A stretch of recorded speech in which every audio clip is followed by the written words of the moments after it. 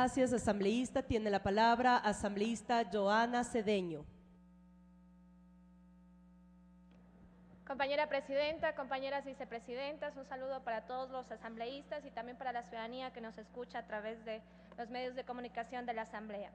Hoy por la mañana, mientras revisaba la prensa de mi querida provincia de Santo Domingo Los Áchilas, una noticia me llamó sobremanera la atención. 8 partidos que van desde la extrema izquierda a la extrema derecha, hoy se unen en una apuesta a pelear en el próximo proceso electoral y frentear a los candidatos de Alianza País. Ustedes se preguntarán, ¿qué tiene que ver esta noticia con el tema que hoy estamos tratando? Pues mucho, ya que se repite un patrón de comportamiento. Si no, ¿cómo explicamos que grupos políticos con ideologías tan diferentes, que representan intereses tan opuestos y que hace 7 años no podían sentarse en la misma mesa sin agredirse, hoy, como por arte de magia, aparecen enarbolando una sola bandera? ¿Cómo explicar que el MPD y Pachacutic hagan causa común con el Social Cristiano y con Sociedad Patriótica? ¿Cómo entender que banqueros y ecologistas crean que unidos jamás serán vencidos? Pues bien, hay una sola explicación. Les une un enemigo común y un mismo sentimiento de impotencia y frustración, un mismo temor y certeza quizá de ser nuevamente derrotados en las urnas. Sí, quieren que nuestro gobierno fracase, quieren que nos vaya mal, que perdamos el apoyo mayoritario del pueblo ecuatoriano, que retornemos al pasado, que vuelva la pugna de poderes.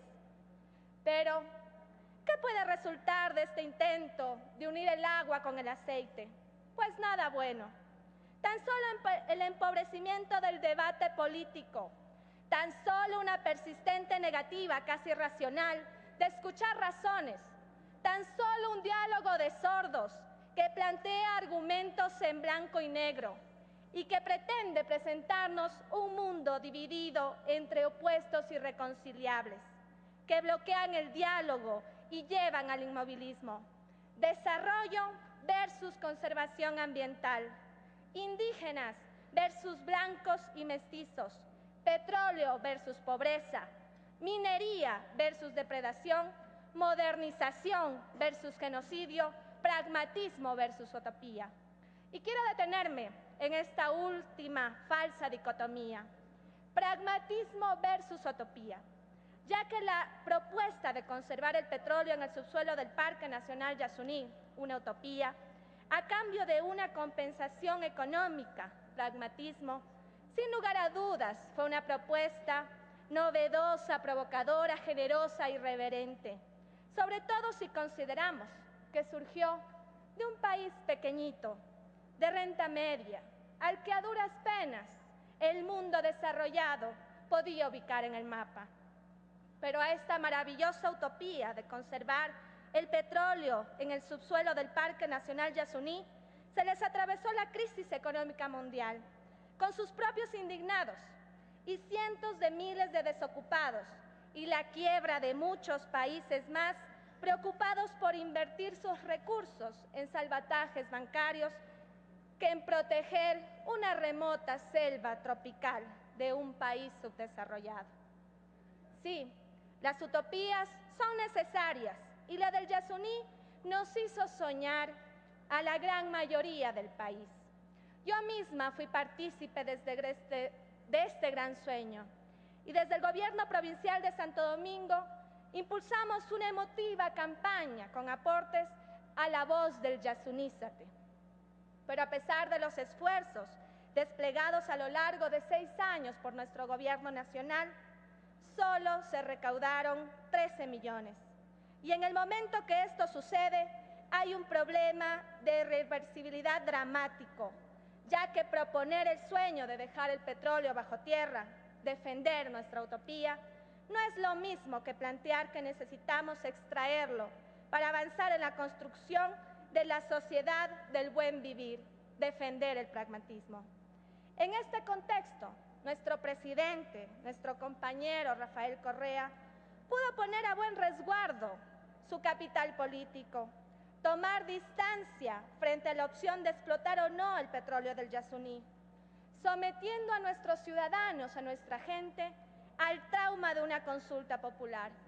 Y utilizo la palabra trauma para evidenciar lo difícil que sería para los ecuatorianos decidir entre el sueño de proteger el Yasuní, una propuesta que caló tan hondo en la conciencia nacional, y la necesidad de utilizar esos recursos para consolidar los logros de la Revolución Ciudadana. Un trauma que podría ser aún más profundo cuando consideramos la forma en que quiere conducir el debate la oposición, con mentiras y sin argumentos. Pues como dice un amigo, es más fácil que un camello pase por el ojo de una aguja antes que un argumento pragmático, realista, entre en la cabeza de un ambientalista extremo. Por ello, felicito y respaldo la decisión del compañero presidente Rafael Correa de enviar a la Asamblea Nacional el pedido para que se declare de interés nacional el aprovechamiento del petróleo del Parque Nacional Yasuní. Porque gobernar es tomar decisiones difíciles y asumirlas en todas sus consecuencias. Y las y los asambleístas de Alianza País estamos a la altura de este reto histórico. Primero, votaremos a favor de la declaratoria y nos mantendremos vigilantes para que la afectación al medio ambiente sea la mínima posible. Y tercero, garantizaremos que en el caso de que se compruebe la presencia de grupos no contactados, se detenga de inmediato cualquier operación petrolera. Porque solo así el Yasunízate continuará siendo una idea movilizadora, de defensa de los derechos de la naturaleza, pero sin caer en lo que el filósofo español Fernando Savater llama ecolatría, un nuevo dogma que nos condena a la injusticia social y a la pobreza, el poner los derechos del hombre y del ciudadano por detrás de la defensa de la naturaleza.